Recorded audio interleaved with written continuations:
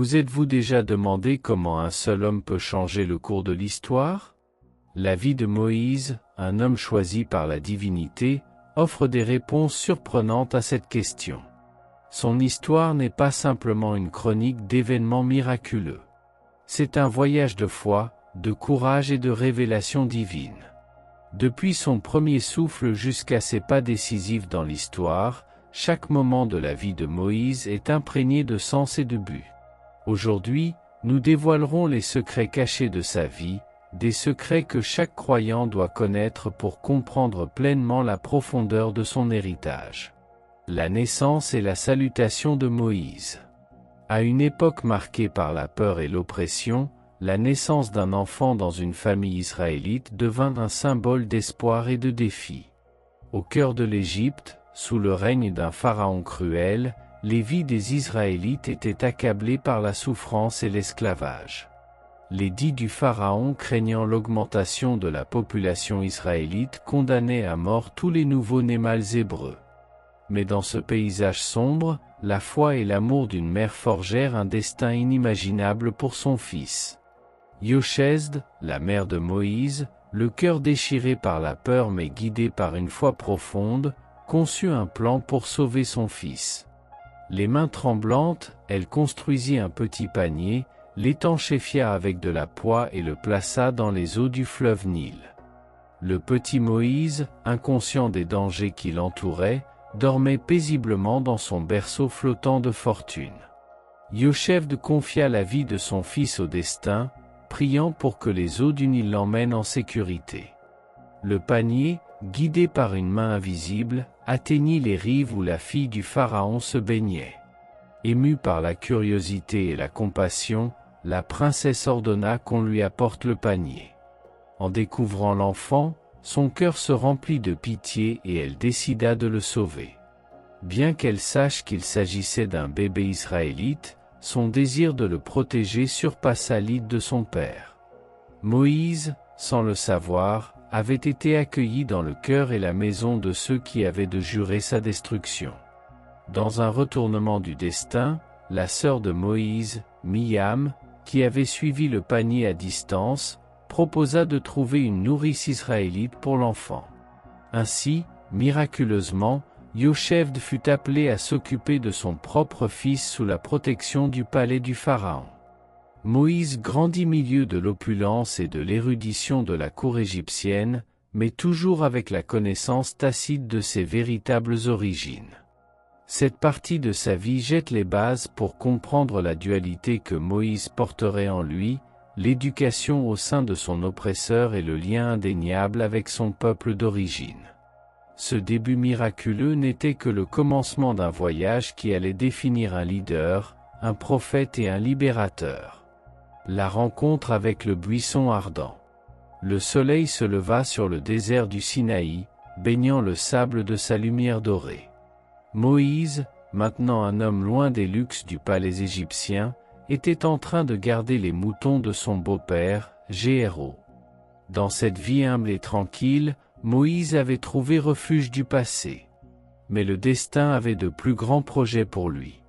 Alors qu'il poursuivait une brebis égarée, Moïse aperçut une vision étonnante, un buisson en flammes mais qui ne se consumait pas. La curiosité et l'émerveillement le poussèrent à s'approcher. C'est alors que la voix d'Allah résonna depuis le buisson l'appelant par son nom.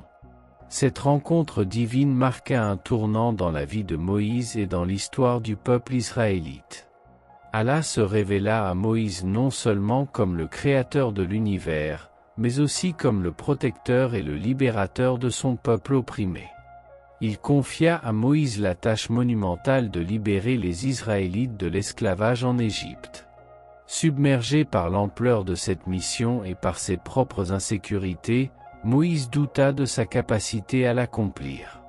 Cependant, Allah lui assura de sa présence et de sa puissance, fournissant des signes miraculeux pour prouver son authenticité au peuple et au pharaon.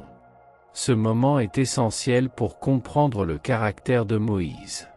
Bien qu'il ait grandi dans le palais du pharaon, ses racines hébraïques et sa rencontre avec le divin le transformèrent en un leader spirituel et en libérateur de son peuple. Le feu du buisson ardent devint le symbole de son appel. Une flamme qui ne consume pas Moïse, mais le renforça et le guida. Avec le buisson comme témoin, Moïse accepta son destin. Il se prépara à affronter le Pharaon et à libérer son peuple, armé de foi en Allah et de signes miraculeux.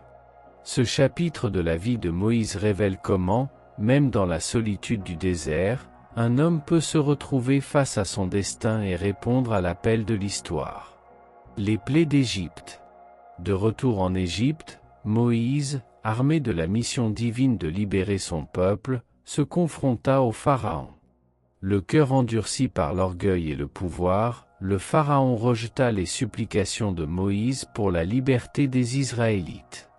Ce fut le début d'une série d'événements catastrophiques qui ébranleraient les fondations de l'Égypte. La première plaisit sur le Nil, la rivière qui était la source de vie de l'Égypte. Les eaux se transformèrent en sang, un liquide cramoisi s'écoulant dans le cours du fleuve, tuant les poissons et laissant une odeur insupportable. Cette transformation n'était pas seulement une calamité écologique. C'était un défi direct à la divinité du fleuve Nil et une démonstration du pouvoir d'Allah. L'impact fut dévastateur. L'eau, essentielle à la vie, devint une source de mort et de désolation. Mais le cœur du Pharaon resta inchangé et une deuxième plaie suivit. Des grenouilles, créatures généralement inoffensives, devinrent une marée invasive. Elles émergèrent du fleuve contaminé envahissant maisons, champs et temples. Leur présence était inévitable. Une perturbation constante défiant la divinité égyptienne est associée aux grenouilles. Cette plaie, en plus d'être une nuisance, était une moquerie de la religion égyptienne démontrant la suprématie de l'Allah d'Israël. La troisième plaie apporta un châtiment encore plus humiliant. La poussière de l'Égypte se transforma en poux, une infestation affectant à la fois les Égyptiens et leurs animaux. Cette plaie était une offense à l'hygiène et à la dignité, montrant que même les plus petites et les plus méprisables créatures pouvaient devenir un instrument de punition divine. Avec la quatrième plaie, des nuées de mouches corruptrices remplissaient l'air de l'Égypte. Cette fois, le châtiment fut sélectif, n'affectant que les Égyptiens et laissant les Israélites indemnes. Cette distinction était un message clair. Allah protégeait son peuple. La présence accablante des mouches était un rappel constant de la rébellion du Pharaon et de la protection divine sur les opprimés. La cinquième plaie attaqua les moyens de subsistance économique de l'Égypte, son bétail. Une maladie mortelle frappa les animaux, les tuant en masse. Cette plaie n'était pas seulement un coup dur pour l'économie, mais aussi un défi aux divinités égyptiennes associées aux animaux. Le paysage égyptien, autrefois foisonnant de vie, se transformait en une scène de mort et de désespoir. Avec la sixième plaie, l'affliction devint personnelle. Des ulcères douloureux frappèrent les Égyptiens, une punition physique qui ne pouvait être ignorée ni expliquée. Cette plaie marque visible du jugement divin, une blessure rappelant à chaque Égyptien leur défi à un pouvoir supérieur. La grêle mêlée de feu marqua la septième plaie. Cette tempête destructrice dévasta les récoltes et les champs, un coup dévastateur pour une nation déjà vacillante. Cette plaie était une attaque directe contre le Dieu du ciel Allah et une démonstration qu'aucun aspect du monde naturel n'était hors de portée d'Allah. La plaie apporta des nuées de sauterelles. Ces insectes dévastateurs consommèrent ce qu'il restait de la végétation égyptienne, laissant un sillage de destruction derrière eux. Cette plaie non seulement une menace immédiate pour la survie de l'Égypte, mais aussi un présage de famine et de désolation. Les ténèbres couvrirent l'Égypte lors de la plaie. Pendant 3 jours, une obscurité surnaturelle enveloppa le pays. Un défi direct au dieu du soleil Ra. Cette plaie était un message symbolique puissant. Même la lumière du soleil, source de vie et d'énergie, était soumise au pouvoir d'Allah. Enfin, la diée et la plus dévastatrice des plaies frappa le cœur de l'Égypte, la mort de tous les premiers-nés. Cette tragédie toucha les maisons les plus humbles jusqu'au palais du Pharaon, y compris son propre fils. Cette acte final de jugement divin, un message sans équivoque de la puissance suprême d'Allah, et de l'inévitabilité de sa volonté. Chaque plaie, chaque signe de pouvoir divin était un appel à la repentance et à la libération du peuple israélite. Cependant, le Pharaon, dans son orgueil et son entêtement, refusa de céder jusqu'à ce qu'il soit trop tard. Les plaies d'Égypte ne sont pas seulement des récits de punition et de pouvoir divin, mais aussi des histoires de résistance, de foi et de lutte pour la liberté.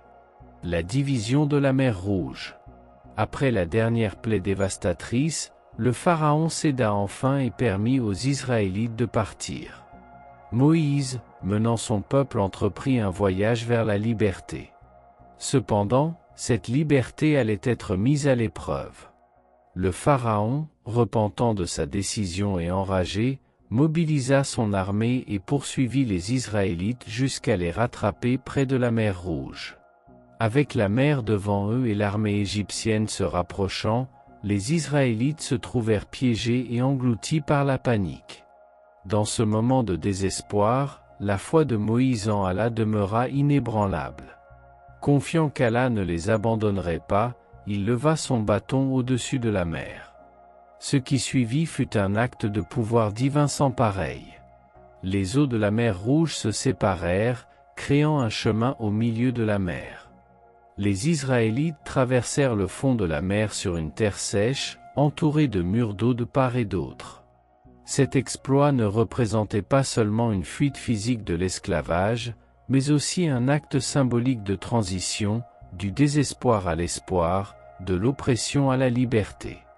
Une fois que le dernier des Israélites atteignit l'autre rive, l'armée égyptienne, dans leur poursuite obstinée, entra dans le chemin ouvert de la mer. Ce fut alors qu'avec un autre geste divin, les eaux s'effondrèrent trop sur eux, ensevelissant l'armée sous la mer. Ce miracle non seulement assura la libération des Israélites, mais servit aussi de démonstration définitive du pouvoir d'Allah et de sa protection sur son peuple élu. La division de la mer Rouge est l'une des histoires les plus emblématiques et puissantes de la vie de Moïse.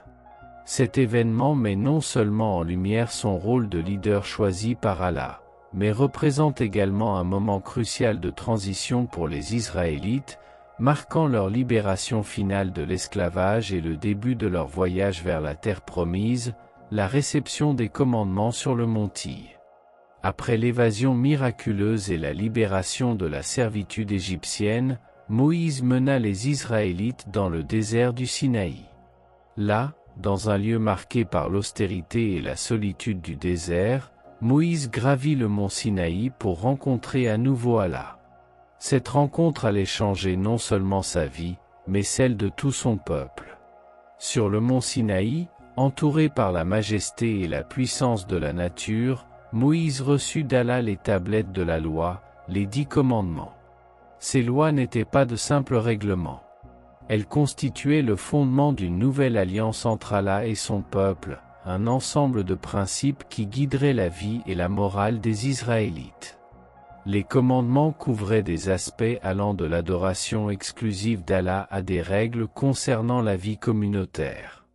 Ces lois mettaient l'accent sur la justice, la miséricorde et le respect, formant un code moral et spirituel qui perdurerait à travers les générations. Pendant que Moïse restait sur le mont Sinaï, le peuple attendait en bas, anxieux et craintif. La remise des commandements n'était pas seulement un acte de révélation divine, mais aussi un moment de consolidation du leadership de Moïse. Dans ces commandements, les Israélites trouvèrent non seulement un chemin vers la rectitude morale, mais aussi la confirmation de leur relation spéciale avec Allah. Cependant, le séjour de Moïse sur la montagne s'étendit et l'absence de sa direction visible provoqua des troubles parmi le peuple. Cette période d'attente mit à l'épreuve leur foi et leur patience, déclenchant un événement qui mettrait en péril l'alliance récemment établie. L'incident du veau d'eau d'or. Pendant que Moïse était sur le mont Sinaï, la foi des Israélites fut mise à l'épreuve. L'absence prolongée de leur leader, associée à l'incertitude et à la peur d'être seul dans le désert, poussa le peuple à remettre en question sa foi et à détourner son culte vers des idoles tangibles. Dans un acte de désespoir et de confusion, ils transformèrent leurs bijoux en une or tombant dans l'idolâtrie que les commandements récemment donnés avaient explicitement interdite. Cet acte représentait plus qu'une simple désobéissance. C'était une violation de l'alliance avec Allah, un rejet de sa guidance et de sa protection. Le veau d'or, symbole de pouvoir et de fertilité dans de nombreuses cultures anciennes, devint l'objet de culte d'un peuple effrayé et perdu. En descendant de la montagne, Moïse rencontra cette scène d'idolâtrie et de trahison. La colère et la déception le submergèrent lorsqu'il vit à quel point son peuple avait rapidement abandonné les préceptes qui leur avaient été donnés. Les tablettes des commandements, symboles de l'alliance sacrée entre Allah et son peuple, furent brisées dans un acte symbolique de rupture de cet accord. Cet incident fut un moment critique dans la relation entre Moïse, son peuple et Allah. Moïse intercéda auprès d'Allah pour son peuple, cherchant miséricorde et pardon. Cet acte de médiation révèle un aspect essentiel de Moïse. Malgré sa colère et sa déception, son amour et son engagement envers son peuple restaient inébranlables. La réponse d'Allah fut à la fois punitive et miséricordieuse. Bien qu'il y ait eu de graves conséquences pour ceux qui avaient beau conduit à l'idolâtrie, il y avait aussi du pardon pour les personnes repentantes. Cet incident servit de leçon sévère sur la fidélité, la tentation et la nécessité de s'en tenir fermement à la foi en Allah. L'incident du veau d'or fut plus qu'une simple chute sur le chemin des Israélites. Il constitua un test fondamental de leur foi et une leçon sur l'importance d'une dévotion inébranlable. À travers ce défi, Moïse et son peuple apprirent la gravité de leurs engagements et la profondeur de la miséricorde divine. La rencontre avec Al-Chidr, dans son voyage en tant que leader et prophète, Moïse entreprit un périple qui le conduirait à une leçon inoubliable sur la sagesse et la providence divine. Ce voyage le mena à la rencontre de Al-Chidr, un serviteur mystérieux et sage d'Allah, connu pour sa profonde connexion à la connaissance cachée et au dessein du Tout-Puissant. Moïse, toujours avide de connaissances et guidé par son désir fervent d'apprendre, se joignit à Al-Chidr dans son voyage. Cependant, ce que Moïse vivrait pendant leur compagnonnage serait une série d'événements déroutants et des épreuves de sa patience et de sa compréhension. Le premier événement se produisit sur un bateau. Al-Chidr, sans explication apparente, endommagea le navire qui leur avait fourni le passage. Moïse, confus et préoccupé par cet acte, interrogea Al-Chidr. Comment quelqu'un servant Allah pouvait-il causer un tort apparemment injustifié? Cependant, Al-Chidr rappela à Moïse de faire preuve de patience et de ne pas juger hâtivement. Le deuxième événement fut encore plus déroutant. Al-Chidr ôta la vie à un jeune homme. Cet acte laissa Moïse profondément perturbé, luttant pour concilier cet acte avec sa compréhension de la justice et de la miséricorde. Malgré la promesse de patience, Moïse ne parvint pas à contenir son étonnement et questionna à nouveau Al-Chidr. Le troisième événement les conduisit dans un village où Al-Chidr répara en ruine, ne demandant rien en retour. Moïse, perplexe devant cet acte désintéressé et apparemment sans motivation, exprima sa confusion. C'était la troisième fois que Moïse questionnait Al-Chidr et avec cela, leur temps ensemble toucha à sa fin. Al-Chidr révéla alors le but derrière ses actions. Le bateau avait été endommagé pour le protéger d'un roi tyran qui saisissait les navires en bon état. La mort du jeune homme, bien que tragique, empêchait un avenir de cruauté et de douleur pour ses parents qui seraient bénis avec un fils meilleur et plus pieux. La réparation du mur était un acte de bienveillance envers deux orphelins du village protégeant un trésor que leur père pieux leur avait laissé. Chacune de ces actions qui à première vue semblaient inexplicables ou même injustes avait un but profond dans le plan divin. Cette rencontre fut une leçon cruciale pour Moïse. La sagesse et la connaissance divine dépassent la compréhension humaine immédiate. Les enseignements d'Alchidre soulignèrent l'importance de la patience, de la foi dans la sagesse d'Allah et de l'humilité face aux mystères qui échappent à notre compréhension. Ce chapitre de la vie de Moïse met en lumière un aspect fondamental de la quête spirituelle. L'acceptation que tout ne peut être compris par l'esprit humain et l'importance de faire confiance à la sagesse et à la bonté divine, même lorsque les voies d'Allah semblent être mystérieuses et insondables. La vie de Moïse, marquée par des miracles, des défis et des enseignements profonds, se dresse comme un symbole de foi et de détermination. De son sauvetage dans le Nil à la libération de son peuple et à la rencontre avec Alchidre, chaque épisode de sa vie nous enseigne la confiance en le divin et l'importance de la patience et de la compréhension. Moïse n'est pas seulement un leader et un prophète. Il est un exemple de résilience face à l'adversité et d'engagement inébranlable envers la vérité et la justice. Ton héritage perdure comme une source d'inspiration, nous rappelant la force de la foi et la profondeur de la sagesse divine.